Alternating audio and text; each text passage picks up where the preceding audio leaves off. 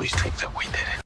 Right. They're a big hit. Plot twists are exciting. Over, please. Hello, everybody. Today we're talking about plot twists and how to fuck them up. A plot twist is an unexpected development in a storyline, and often they're a big hit. Plot twists are exciting. They intensify the stakes. They keep readers engaged and invested. If they're written well, that is. A crappy plot twist can have the opposite effect. They upset the reader. They confuse them. It can even ruin the reading experience. Unfortunately, this is really common, and it's in large part due to some bad writing advice floating around the community. You're not writing a plot twist to be an edgelord. Like every other facet of your story, your plot twist is there to benefit the plot. Because I'm tired of reading shitty plot twists, I'm breaking down the 10 worst pieces of advice when it comes to pulling a fast one on your readers. I'm sure you've seen some of this advice, and it's bad. So bad. Writers, pay close attention to this video, watch it 5 times if you have to, and don't implement any of this advice. Okay? No. Your readers will thank you.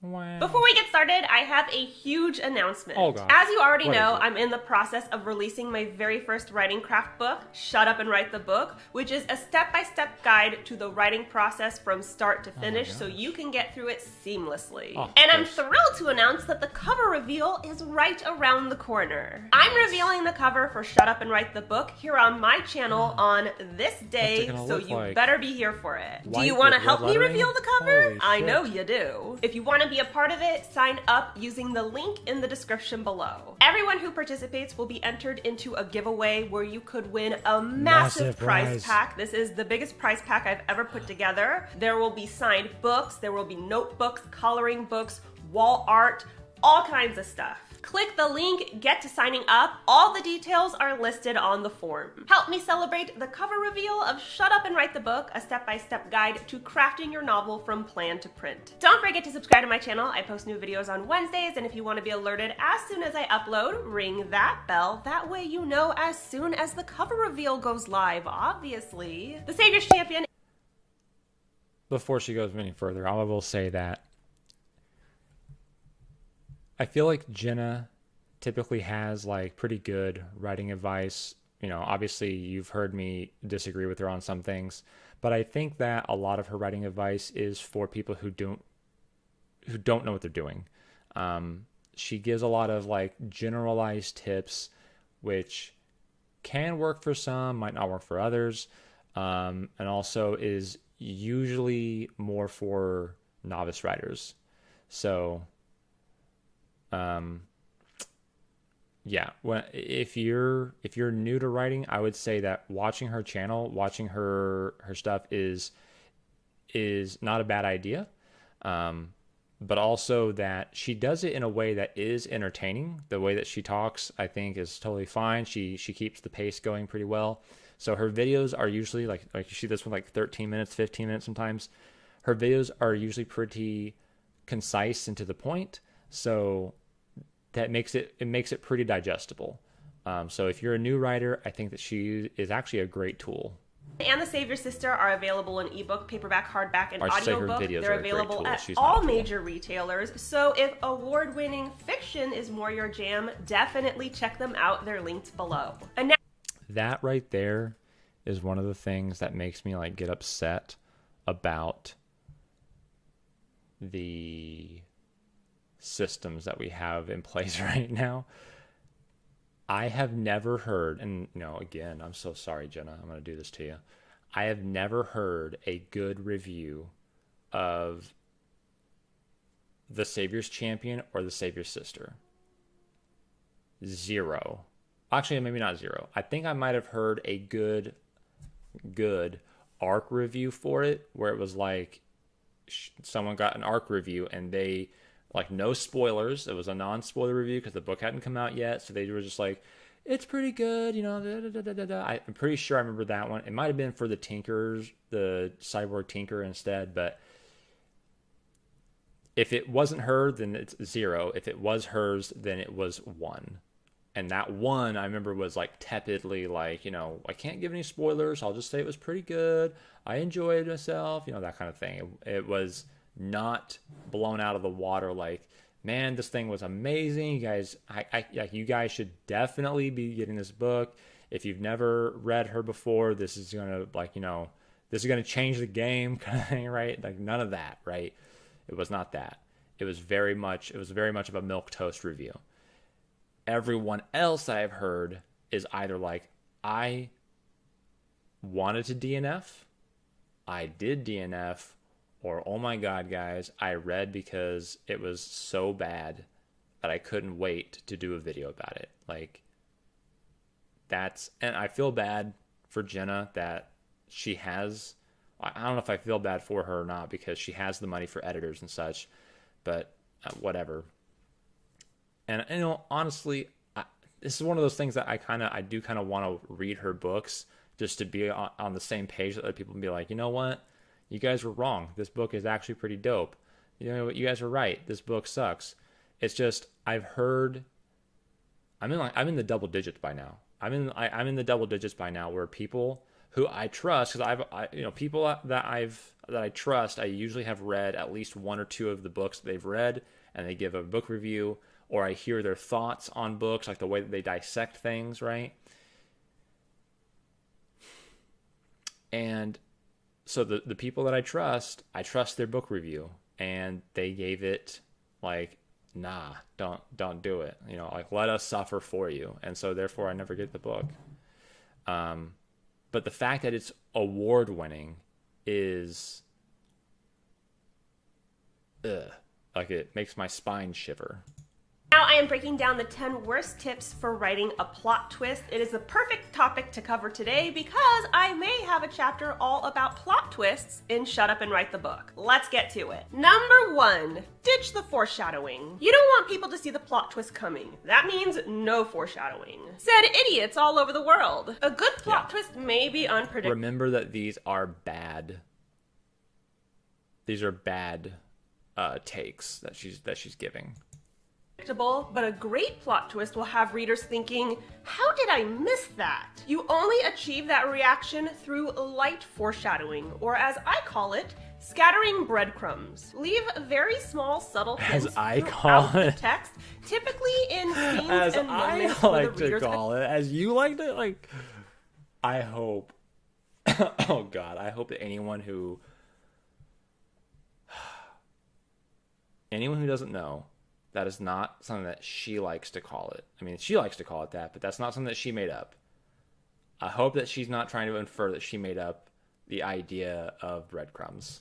Attention is directed elsewhere. Then comes the plot twist, and suddenly these brief instances become glaringly obvious. So much so that readers are thinking, how did I not notice that the first time around? A lot of writers are afraid to leave breadcrumbs because they're worried that readers will predict their plot twist. But zero foreshadowing does you no favors. Number 2, wing. Yeah, so what I would say too on that is definitely want to have foreshadowing. You definitely want to have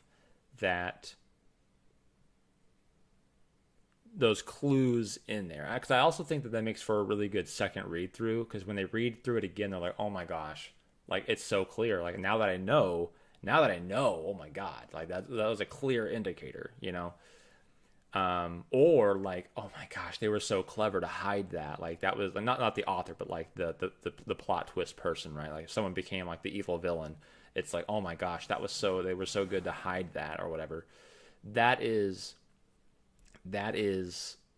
one of the best things that I love about books, is when I read it, it was a great read through, but the second read through is also really good, because now that I'm reading through it again and I know what's happening, I know kind of like the behind the scenes going on, I can really appreciate those breadcrumbs that were left. It. Sometimes writers like to make up their plot twist as they go, and as readers, we can tell. Because it doesn't make any fucking... It's here, the iPhone 14 Pro, the most advanced iPhone yet. Are you gonna get one? Of course you are. I believe that was longer than Making 5 sense. seconds. A lot of writers recommend figuring out the plot twist as you write it. You don't know the answer until the reader knows. But the thing about plot twist is, as we've already covered, there's usually some semblance of foreshadowing involved, which means you have to plan. All those breadcrumbs need to add up. The missing pieces need to come together in a perfect puzzle. This doesn't happen if you make shit up as you go. Usually when this kind of twist is written, it reads as shoehorned in, as if the author themselves doesn't understand it. Even pantsers I know have an end goal in mind when they're writing their plot twists. That way they can prepare for it as they write the story. If you're just as clueless as the reader, trust me, it shows. Yeah, definitely would agree that when you're doing, well, first off, I would agree that when you're doing this, you do need to have some sort of cognizant knowledge of kind of where you're going. I never understand when people are thinking that they can just sit down and write and not know at all what's about to happen on the page. Like, you know, they let Satan or something possess their hands and just go, oh, hey, wow, a story. That's amazing. I don't understand that. But if you have an end goal in mind, you can, know how you're getting there. You can figure that part out, right? That's the part that is the exploratory part, is how do we get there? When it comes to people doing plot twists and it reading like that, that sounds to me like a bad edit. Because basically, the pantser's only pantsing for the rough draft. After that rough draft, they are doing edits just the exact same as a plotter would do, right? The story's on the page, so when they're doing their edits, it's no different. So I don't understand why this thought of don't, you need to know beforehand, otherwise it's going to come out looking bad. It'll come out looking bad is, if you hit publish on that rough draft, it's going to look bad no matter what, no matter if you plotted it or not, if you hit publish then. But there's no reason that a pantser wouldn't be able to go through, not know of a plot twist until it happens, and then when they go back to the editing phase, put in those breadcrumbs. That's not hard. And a lot of times too, it's also, again, not one of those things where they just let the spirit take over their hand and they have no clue what's happening. A lot of times when I'm writing, again, I know where I'm going, but maybe I know where I'm going at the end, but I need to get to some place in the middle first. I don't really know where that is. A lot of times I'm writing and I look back at what I wrote and I say, okay, so these were the things that were happening. So this is kind of the direction that we're going in. It's kind of going this way. And so as I'm writing, it's not just like all over the place. It's not just like it doesn't make any sense as to where we're going. So you can easily leave breadcrumbs in, and those breadcrumbs end up telling you as the writer, holy shit, this is the plot twist because of that and the other thing. I've literally done that before where, well, I don't know about like a major plot twist or not, but I've literally done it before where I go, oh my gosh, I foreshadowed that instance or that plot twist later down the road, and I didn't even realize I foreshadowed it here. Holy shit, I'm a genius. So it's one of those things where I feel like her as a plotter just doesn't understand pantsers. And I would say the same thing about myself, where I don't understand plotters to a certain degree.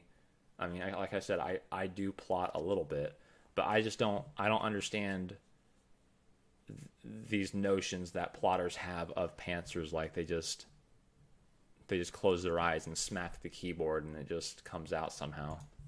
On a related note, number 3, the more complicated, the better. The bad guy isn't the ex-boyfriend, it's actually the ex-boyfriend's dad's cousin's dentist's lawyer who is partnered with the grandma's cat's neighbor. Makes sense, right? Yeah. Typically, overly complicated plot twists appeal to writers for one of two reasons. One, the more complicated the plot twist, the harder it is to predict. The problem is you're sacrificing clarity for unpredictability. Sure, your readers didn't see it coming, but they don't understand it now that it's here. here. And 2, complicated plot twists are often a result of the previous point winging it. The author didn't have a plan going in, so the only way they could make the plot twist work and line up all the pieces was to make it crazy complicated. Unfortunately, now readers are spending so much time trying to understand your plot twist, they don't have any time to get emotionally invested, which sort of defeats the purpose. It's hard to get invested in a plot twist when you have no idea what the fuck is going on. Number 4, shock value. The idea that, like, I don't like that she tied those together, like, as if this can be, like, she's probably really just saying, like, this can happen if you do number 3, or excuse me, if you do number 2, then number 3 can happen, but it makes it sound like this is the result that you get when you do number 2. If you don't plot it, then you're going to end up making it super complex and it won't make any sense. No. A complex plot twist is not a bad thing. It depends on what your reader is. If your readers are like an 8th grade reading level, then yeah, you probably don't want to have a super complicated plot twist. If your readers are there, even if they're adults, if your readers are there for a steamy romance, right, then they probably aren't there for a super complicated plot, right? So you probably don't want to give them a super complicated plot twist, right? But if you're in like a mystery, right? If that's what you're, and that's, you know, what we're talking about with like major plot twists, is you have some sort of intrigue going on. You have some sort of mystery that's coming and you don't really understand what's really happening. Having it super complicated, again, depends on your audience, isn't necessarily a bad thing. If you think that your audience, your target audience, can keep up, you're fine. If you think that your target audience is going to, like, not understand, like, basically like how she said, like, you know, yeah, no one will ever see this one coming, right? That's probably not good. I expect that with my plot twists, some people are going to see it. Some people are going to call it. They're going to be like, it was that guy. It was her. They did it. You know, they're going to see it coming through or whatever, right? But in my target audience, I'm thinking to myself, okay, if I do this right, probably like 80 to 90% of the people will not see it. The other 10% who are very astute, maybe they read, the other 10 to 20%, maybe they read mystery novels. Like an avid mystery fan will probably be able to see through this, because I'm not writing a mystery for mystery fans. I'm writing a mystery for fantasy fans, right? So it's complex to my fantasy audience because they don't read mysteries, or, well, obviously plenty of them do, but the idea is, like, they're not here for a mystery. That most people who came here are here for a fantasy novel. So if I give them a mystery inside the fantasy, then I don't want to go overly complex, right? But if I'm writing a mystery novel, then I'm going to want to make sure that I'm doing everything I can to trip the reader up, because those people are going to have a higher level of like seeing like, they're going to be ones who are like geared towards reading for breadcrumbs. Like, oh, that's probably important. Oh, that's probably important. Oh, that actually goes together. That means it's, you know, that. So that you got to watch out for that. It just depends on who it is that's actually reading your book.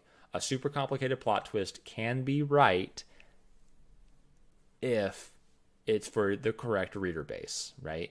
You have to be honest with yourself. You can't be like, oh yeah, the readers that I'm writing for are super geniuses, because those are the people who are going to be picking up my book for sure, right? Got to be honest with yourself. Who's actually reading your book? Okay, it's 20 to 35 year olds. Let's be honest. There's a wide range of intelligence there. Okay, so some people are going to see it. Some aren't. Some might still get confused at the end. That's just the way it is, right? or bust. Plot twists are designed to be unexpected, which means their sole purpose is to provide shock value, right? Wrong. Yes, a good plot twist can be shocking, but it should not be shocking solely for the sake of it. If I've said it once, I've said it 1,000 times. Every plot point needs to move the story forward. That goes for the plot twist too. You can't write a plot twist solely to surprise readers. That's not exciting, it's cheap. And it's obvious when this is the case because the twist doesn't provide any value to the story. It didn't change the trajectory of the plot, it didn't affect the character arcs, you just dropped a bomb on your readers for no reason. That's not shocking, it's just stupid. You're wasting your readers' time and insulting their intelligence. Number 5, break the rules. Sometimes writers claim that... But yeah, I'll just quickly say that yeah, I agree with that. That everything that you do in a book has to serve the plot in some way, and it's not for, how do I put this? Basically, if you serve the plot, that will get reader enjoyment. If you do things for reader enjoyment, that doesn't always serve the plot. Okay? So, as an author, it is your job to make the best story possible, not get people to like your story. If you do the first one, if you make the best story, people will like your story. That will just happen naturally. But if you try to make it to where everyone will like your story kind of thing, then you might not have the best story possible, right? So I agree that it has to serve value, it has to have value, it has to serve a function.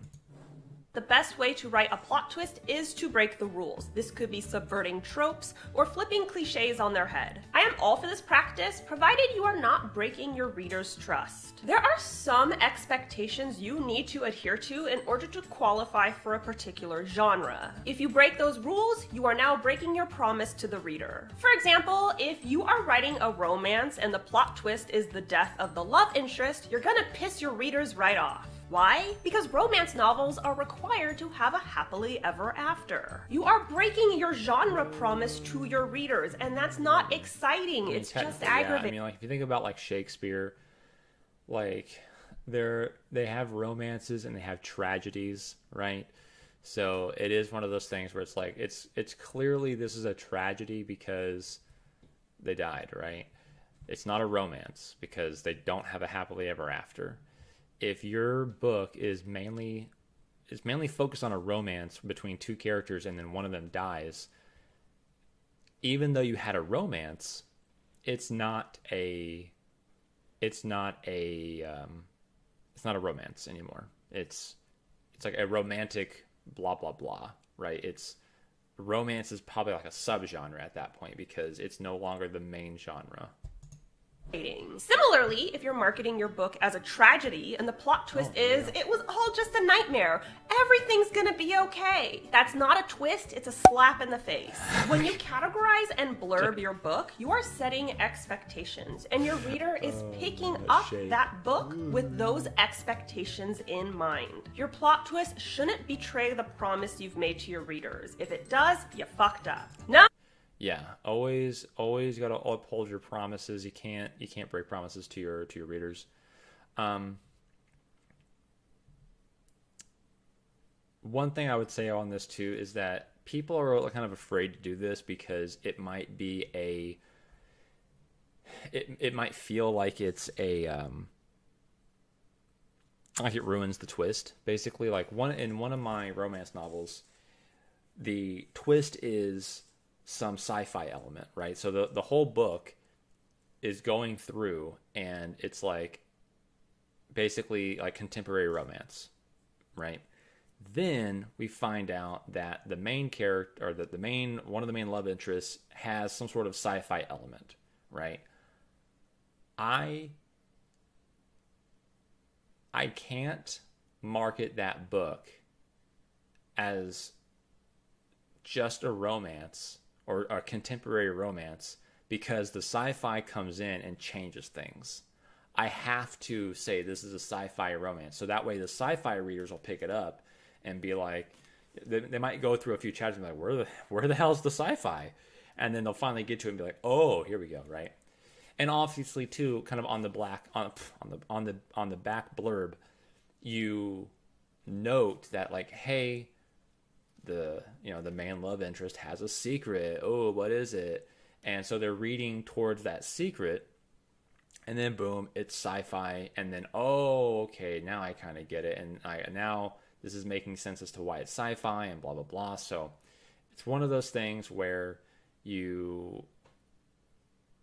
it feels kind of like, okay, I'm giving a spoiler away by saying it's a sci-fi romance. But at the same time, if I don't do it, if I don't say it's a sci-fi romance, then I'm not being honest with the people who are picking it up. You know, a lot of people who want to read a contemporary romance might pick that up and go, it was great up until all the sci-fi stuff went down, and now I don't know what's going on anymore. So it's important to be honest with your readers. Number 6, give the reader no opportunity. This is another tactic writers utilize in order to prevent their plot twist from being predictable. Can't predict the plot twist if the answer is something the readers have never heard of. Say you're writing a whodunit story. I'm making waffles. Wait, I think an ad's coming on. Little Ninja with YouTube. How dare you? And readers dare you think call me the out. bad guy is Comment the on YouTube grandma. Premium. Plot twist, the bad guy is actually the great uncle. What great uncle? Oh, just some guy who was never once mentioned in the book. In fact, readers didn't even know the characters had a great uncle to begin with. Sure, readers will never guess the plot twist, but that doesn't make it exciting, it makes it cheap. You took the easy way out for the sake of unpredictability, and readers know this. Part of the intrigue of a twist is trying to figure it out ahead of time, and you've ruined this for your readers. Plus, it's impossible for them to be emotionally invested in this twist because they don't even know who the character is. Why the fuck should they care about a great uncle when this is the first time he's been mentioned? This is honestly one of the worst plot tip methods to employ, so avoid it if you can. Number 7. Yeah, I would say with that, you basically aren't doing a plot twist. You're doing a character introduction.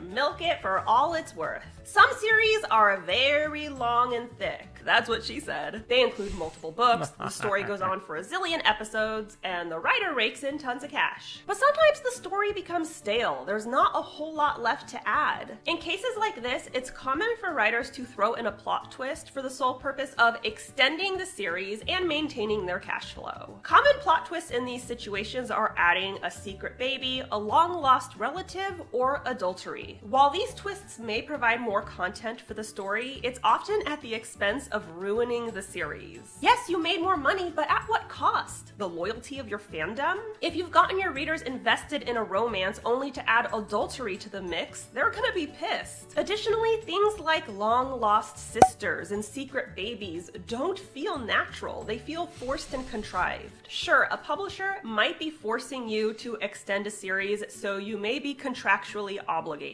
But plot twists for the sake of forced longevity should be avoided if possible. Number 8.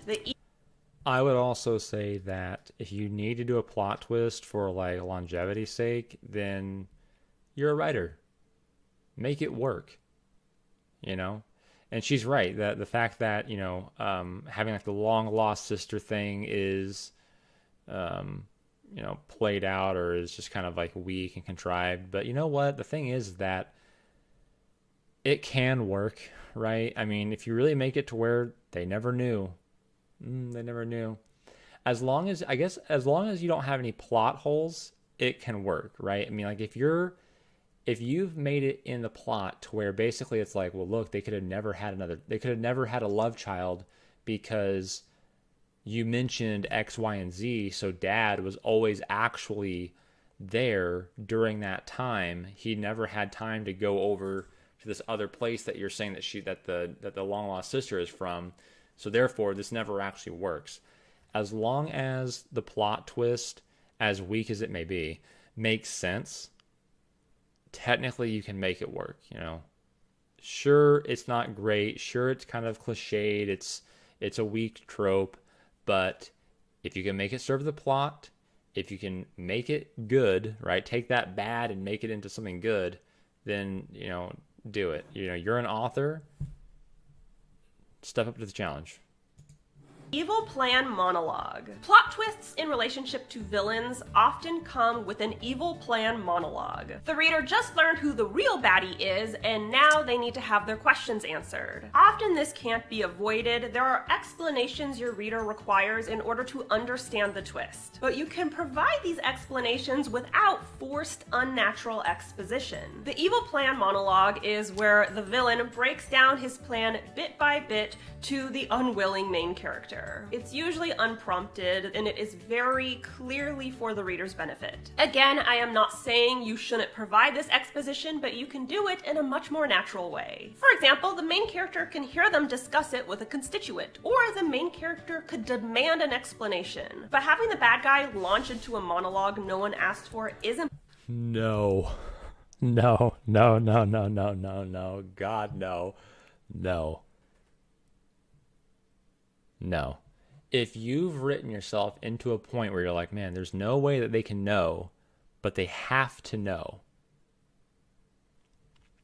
Take a step back. Take a little step back and really ask yourself, does the reader have to know this stuff? Do they really need to know? Do they really need to know this? Would it be cool if they knew? Sure. That's something else. Do they need to know? Okay.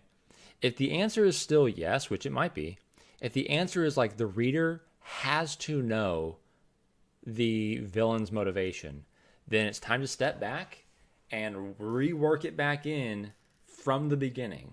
Like, you got to go back as far as you need to start working in those breadcrumbs to where it makes sense.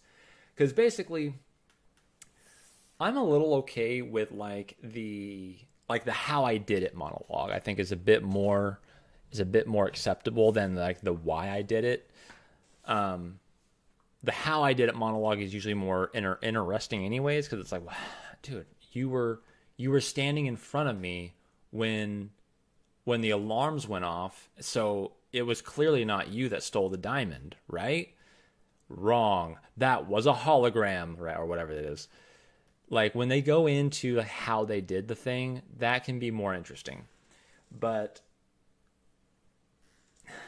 it's just one of those things where it's like, if you have to explain your villain's motivations through their monologuing, that is not good, right?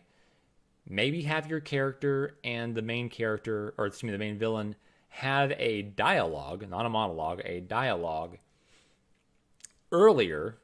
Maybe part of it earlier, maybe not the whole thing, but part of it can be throughout the novel, where you start to pick up what this person's motivations are, right? And that might even be, because we're talking about plot twists here, that might even be before you really know that this is the main villain, right? That might be one of your breadcrumbs. Like, look how strongly this person believes in whatever they believe in. This person really, really will do anything to achieve their goal, right? Down the road, it's like, they're the villain. Oh my God, it makes so much sense when he talked about this thing, when he talked about that thing. Usually if you have a twist to it's now a villain, where a person's a villain, that should be, everything else should kind of explain the character motivation, and that all now makes sense as to why they're the villain. Having your villain do a monologue to explain their motivation, even if it's not a twist, it's just terrible. It's just so bad. And also, she's talking here, like, having them talk to, like, their henchmen, let's say, about, like, their plans or, like, their motivation is still super, super bad. Having your main character, like, eavesdrop in on them talking about their motivation is just super lazy. Anytime the main character eavesdrops on the villain, they should be hearing, like, their plan that they're going to enact later. Like, what is their plan? Oh my God, they're going to destroy the city, right? They're going to leak a gas that kills everyone in the city. We've got to stop it, right? That should be the type of thing that the characters overhear, not like, when I was 9 years old, my dad told me he didn't like the kite that I made, and ever since then, I had never trusted any male figure in my life. It just hurts so much. You know, we shouldn't be hearing their life story through eavesdropping or anything. There should be none of this. Believable, and it'll really cheese up the twist. Number 9, predictability is the greatest sin. Obviously, in most situations, you probably don't want readers to be able to predict your plot twist. That said, predictability is not the greatest sin in crafting a plot twist. Yeah. The greatest plot twist sin is actually a lack of enjoyment and value. If your plot twist is a hindrance to your novel as opposed to a benefit, that is a big problem. This includes pretty much all the twists on this list. Twists that are nonsensical, overly complicated, twists that include characters or events that weren't even mentioned in the story, twists that feel contrived and cheap. Additionally, for some select genres, twists are usually predictable, bottom line. If you're a romance writer, readers are gonna know that the characters will end up happily ever after. That is a genre requirement. So any twist that gets the two lovebirds together is going to be at least partially predictable because that's the entire point of the storyline. All that to say, most of the time you should aim for a plot twist that people cannot predict. But this is not the be-all, end-all of a twist. The most important thing is that it's entertaining and beneficial to your story. Yeah, so this kind of goes, I've heard the kind of argument through professional wrestling before, where if you're familiar with like the WWE, they have this yearly event called the Royal Rumble, and it's 30 people, so it's like very much up in the air who's going to win. And they do it every year. They've been doing it for like 40 years almost, something like that. And sometimes it's very predictable who's going to win. Like there's only, out of all the names that we've been given, and there's usually a few surprise entries that come up, sure, but out of all the names that we've been given the storyline that we've been watching for the past few months, kind of thing, it's very clear that we're on a certain trajectory, which means that this person has to win. There's no other person that can win, you know.